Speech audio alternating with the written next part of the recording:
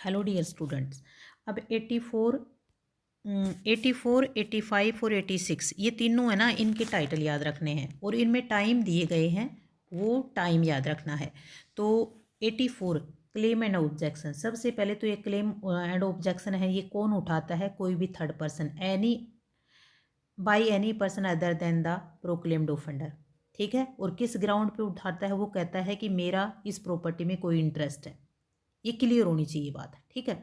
लेकिन अब प्री के लिए हमें याद क्या रखना है यहाँ पर कि वो ऑब्जेक्शन कितने दिन में आकर उठा सकता है। तो जिस दिन से अटैचमेंट हुआ है उसके विद इन 6 मंथ में आकर ऑब्जेक्शन उठा सकता है, ठीक है।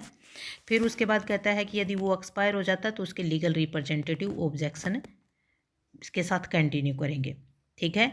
फिर उसके बाद ये सब क्लोज जो 4 है ना, तो इसमें कहता है कि यदि वो ऑब्जेक्शन उठाया था वो डिसअलाउ कर दिया जाता है तो उस पार्टी के पास राइट होता है कि वो सूट इंस्टीट्यूट कर सकती है, ठीक है। देखो, institute a suit to establish the right. लेकिन कितने दिन में? Within the 1 year from the date of such order. इस ऑर्डर के डेट के 1 साल के भीतर वो ये डिसअलाउ होने पर सूट इंस्टीट्यूट कर सकता है, ठीक है। अब चलते हैं नेक्स्ट। जितना बताया है प्रिलिमिनरी के लिए उतना याद रखना, मेंस के लिए आता नहीं है। फिर इसमें release, sale and restoration of attach property. जो प्रॉपर्टी अटैच हो गई है उसको रिलीज करवाने के लिए, सेल करवाने के लिए, रेस्टोरेशन करवाने के लिए, ठीक है। भाई सिंपल सी बात है, यदि कोई प्रॉपर्टी अटैच की जाती है ना तो कितने दिन तक सेल आउट नहीं की जाएगी। तो जिस दिन से अटैचमेंट के आदेश हुए ना उसके sale not be sold until the expiration of 6 month from the date of attachment, ठीक है। एंड दूसरा, until any claim preferred objection is made under section 84 has been disposed of under this section. कब तक नहीं कर सकते हैं cell?